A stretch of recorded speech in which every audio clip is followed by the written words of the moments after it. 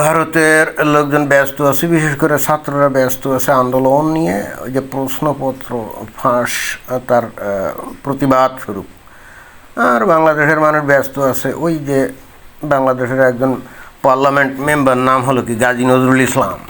গাজী নজরুল ইসলাম একটা হোটেলে একটা বাচ্চা মেয়ে নিয়ে, বাচ্চা মানে 18 বছর বয়স, বাচ্চা বলা যাবে না, তবে ওই এটা বেশি প্রচারণা হচ্ছে।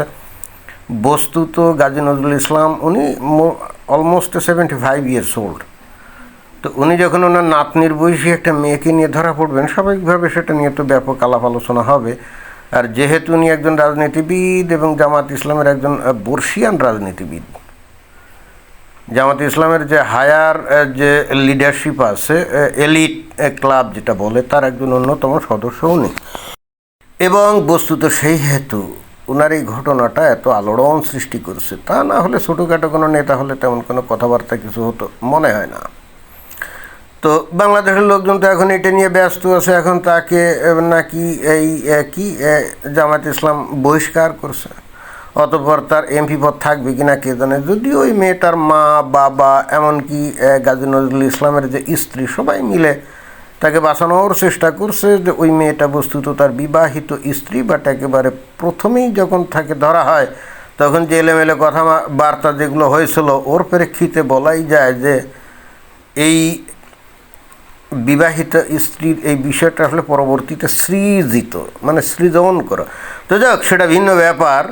এইটা নিয়ে অনেকে অনেক কথা বলছে, এগুলো নিয়ে ভিডিও করছে, তারপরে ইউটিউবে ভিডিও আপলোড দিচ্ছে, ফেসবুকে ও কথা বলছে, ফেসবুকে অনেকে স্ট্যাটাস দিচ্ছে। কিন্তু এত কিছুর মধ্যে আমার কিন্তু সবচেয়ে ভালো লাগছে এই যে রফিকুল্লাহ আনসারী নামে এই বাংলাদেশের একজন ইসলামী বক্তা, যিনি ওয়াজ করেন এবং পেশাই আসলে তার ওয়াজ করা। ওনার বক্তব্যটা আমার কিন্তু খুবই ভালো লাগছে এবং মনে হয়েছে যে হ্যাঁ, বাস্তবিক অর্থে এই ধরনের স্টেটমেন্টই উপযুক্ত। কেন?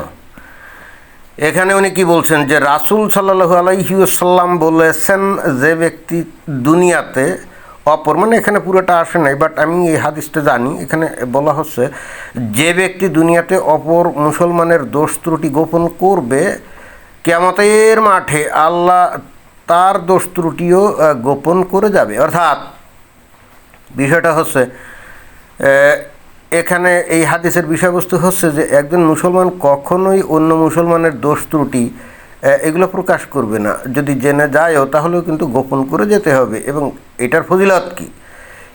অন্যের দোষ ত্রুটি গোপন করে গেলে তার নিজের দোষ ত্রুটিও কিন্তু ওই নির্ধারিত যেদিন বিচার হবে কিয়ামতের মাঠে, আল্লাহ তখন তার অনেক দোষ ত্রুটি আছে না, সেও তো লুসামি বদমাইশি কি আর কম করছে নাকি, এগুলো আল্লাহ ভুলে যাবে। তারপরে রফিকুল্লাহ আনসারী উনি কী বলছেন, যারা আমার গাজী নজরুল ভাইয়ের ভিডিও ভাইরাল করেছেন তাদেরকে আল্লাহর কাছে জবাবদিহি করতে হবে। একেবারে খাঁটি কথা, এবং এটাই আসলে গুরুত্বপূর্ণ। কারণ নবী যেখানে বলছেন যে একজন মুমিন মুসলমান অন্য মুসলমানের দোষ ত্রুটি গোপন করবে, তো সেখানে কিছু মুমিন মুসলমান একেবারে খুব প্ল্যান করে, ম্যাটিকুলাস ডিজাইন করে ওত পেতেছিল কখন এই গাজী নজরুল ইসলাম ওই মেয়েটাকে নিয়ে রুমের মধ্যে ঢুকবে, তাই না? আমার একটা জিনিস খুব দুঃখ হচ্ছে, মানে যে ভিডিও টিডিও দেখলাম যে ওই মেয়েটাকে একটু সুমা টুমা খেয়েছে, দীর্ঘমেয়াদে সুমা খেয়েছে, কিন্তু ওই যে সুরমাদানিতে কাঠি ঢুকানো যে বিষয়টা, ওইটা মনে হয় ঘটে নাই। তার আগেই এই বেরসিক কিছু মুমিন বান্দা ওই রুমের মধ্যে ঢুকে একটা ভজকটো লাগিয়ে দিয়েছে। অর্থাৎ অন্য কথায় মজা না লুটেই ভেজালে পড়া, তাই না? মানে মজা লোটার সম্ভাবনা নেই, তার আগেই কঠিন বিপদ। কিন্তু যাই হোক, কথা হচ্ছে যে এখন এই গাজী নজরুল ইসলাম উনি তো একজন ইসলামী রাজনীতি করেন, ইসলাম কায়েম করার স্বপ্ন দেখেন। যখন ইলেকশন করছিলেন আমরা দেখছিলাম যে নারীদের এক জায়গায় বসিয়ে উনি বক্তব্য দিচ্ছিলেন, বাট মাঝখানে একটা পর্দা ছিল। উনি নারীদেরকে পর্দানসীন হয়ে চলার উপদেশটা উনি দিচ্ছিলেন। তো এটা নিয়েও দেখলাম যে অনেক লোকজন ট্রল করছে। তো উনি নিজে নারীদের এইভাবে চলার পরামর্শ দিয়ে নিজেই আবার এক নারী যে নাকি তার বিবাহিতা কেউ না, তাকে নিয়ে উনি হোটেল রুমে ঢোকেন, মানে বিষয়টা কি? যাই হোক, কথা হচ্ছে জামাত ইসলাম করে বলে তার হৃদয়ে যে কোনো রোমান্টিকতা নাই ভালোবাসার কোনো অনুভূতি নাই, এটা তো হয় না। আর বয়স হলেও, আরে পুরুষ মানুষের বয়স কি কোনো বয়স নাকি? 70, 75, 80 বছর হলেই বাকি ইমানদণ্ড ওই বয়সও স্ট্রং থাকে, তাই না? সময় সুযোগে স্ট্রং হয়ে যায়। তো এখন এই গাজী নজরুল ইসলাম, ওনার বয়স 75, 76 বা 80 বছর যাই হোক, 70 বছরের কম না অবশ্যই। তাই বলে কি ওনার হৃদয়ে প্রেম প্রীতি নেই? এটা কোন ধরনের কথা? তা বাদে ওনার যে স্ত্রী এসে এই যে ভিডিওতে দেখলাম যে উনি বলছেন যে আমার স্বামী ওই মেয়েটাকে বিয়ে করেছে, এটা নিয়ে কেউ যদি কোনো কথা বলে আমি আইনগত ব্যবস্থা নেব, এই কথাটা বললেন। এবং ওই মহিলাকে যেটুক দেখা গেছিলো, পর্দার নসীন তো ছিলেনই, বাট তারপরে যেটুক দেখা গেছিলো এটা বোঝাই যাচ্ছিলো যথেষ্ট বয়স হয়ে গেছে এবং গায়ের চামড়া কুচকিয়ে গেছে আর কি, অর্থাৎ দৈহিক যে আকর্ষণ এগুলো নাই। তো এখন রফিকুল ইসলাম মাদানি উনি হলেন তরতাজা যুবক হৃদয়ে এবং শরীরও স্ট্রং, যদিও বয়স 70, আছে না অনেকের বয়স বেশি হলে ধরা যায় না। তো ওনার হৃদয়ে তো ভালোবাসার টইটম্বুর, তাই না? তো উনি কি এখন তার ওই বয়োবৃদ্ধ স্ত্রীর জন্যে সেটা কি চাপা দিবেন নাকি? আর ওনার টাকা পয়সা, প্রভাব প্রতিপত্তি সব আছে। তো অতএব উনি তো আরও 3টা উনি বিয়ে করতেই পারতেন, উনি না করে ওই একটা মেয়েকে নিয়ে আনন্দ করছেন আর কি। এখন যাই হোক, সেটাও কোনো ব্যাপার না। এখানে উনি বলতে পারতেন যে ও মুতা করছে, এরকম বললেও কিন্তু হতো, কিন্তু উনি সেটা কেন বলেন নাই আমি জানি না। বাট এখানে রফিকুল্লাহ আনসারী যে বিষয়টা বলছে এটা কিন্তু খুব গুরুত্বপূর্ণ। এখানে উনি বললেন কি, যে যারা আমার গাজী নজরুল ভাইয়ের ভিডিও ভাইরাল করেছেন তাদেরকে আল্লাহর কাছে জবাবদিহি করতে হবে, একেবারে খাঁটি কথা। নবী বলছে যে একজন মুসলমান হয়ে অন্য মুসলমানের দোষ ত্রুটি গোপন করতে হবে, তাই না? এখন নবী যে জিনিসটা বললো তার বিরোধী মানে বিপরীত আচরণ করলো না। এখানে একজন মুমিনের দোষ ত্রুটি খালি মানে তুলেই ধরলো না, রীতিমতো সারা দেশব্যাপী প্রচার করে দিয়ে জামাত ইসলাম নামক ইসলামী দলটারই ভাবমূর্তি অনেকটা ক্ষতির সম্মুখীন করে ফেলছে, তাই না?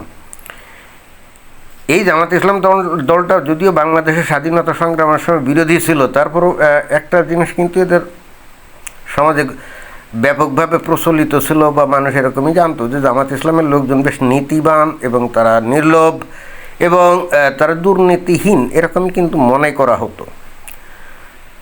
এবং একই সঙ্গে তারা পর্দা টর্দা এগুলা মেনে চলে, পরনারীর প্রতি তারা কোনো লোলুপ দৃষ্টি দেয় না বা এরকম নিজেদেরকে সংযত রাখে। বাট এই যে ঘটনা একটার পর একটা, খালি এইটাই না, আরও কয়েকটা ঘটনা দেখলাম চলে আসছে।